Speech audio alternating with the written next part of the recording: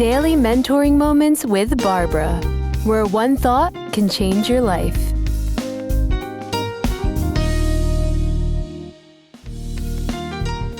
Hello, this is Barbara with Daily Mentoring Moments, and I came today to just remind you, especially our leaders, or those that are emerging leaders, that accountability counts.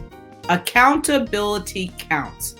You know, accountability is that thing that you either love or that sometimes you may dread when you are asked about a specific thing that you said you were going to do or that you agreed to do, and the question comes up, did you do it? How did that happen? How did it work out? And sometimes today I'm finding that we're not holding leaders accountable, or people that we're training to be emerging leaders. And I believe that is a big, big mistake. I find this particularly true in nonprofit corporations or organizations or groups where there are volunteers. And the truth of the matter is accountability counts no matter if you're in a for-profit organization, a nonprofit organization, or you have a volunteer group that you're leading. Everyone needs to be held accountable for what they are to bring to the group, what they said they can bring to the group, and for the reason that they have a presence in that particular group.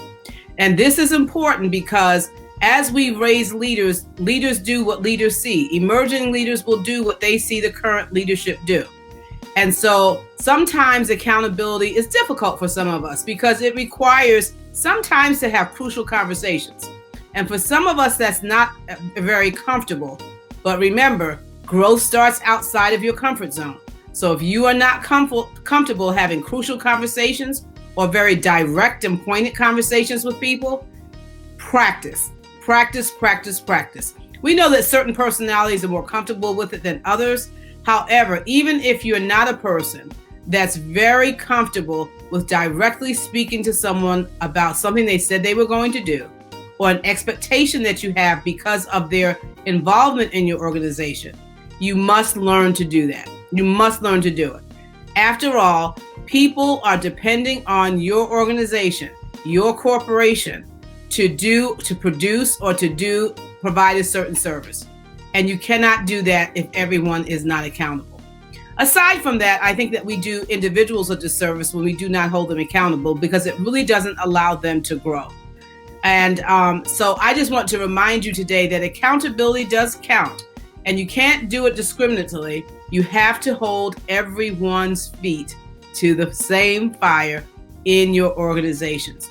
I guarantee you that as you hold people accountable and as they grow, they will thank you for the accountability. They really will. Now, there are different ways to hold people accountable. And so usually I will ask people, what is the best way to hold you accountable? And normally they're taken aback by that question. But I say, no, some people like a hard line. They say, listen, hey, you said you were going to do something, you didn't do it. Others would say, oh, I just want to remind you that whatever it is due, or it was due on yesterday.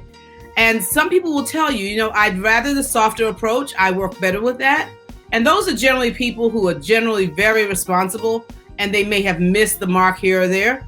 But find out how people want to be held accountable, what tone, what measure they prefer, because if you do that, you'll find it a little easier to hold them accountable, and they'll find it a little harder to escape the accountability. Just remember that accountability counts, and if you're growing your organization and you're growing leaders, it's absolutely a must. This is Daily Mentoring Moments with Barbara.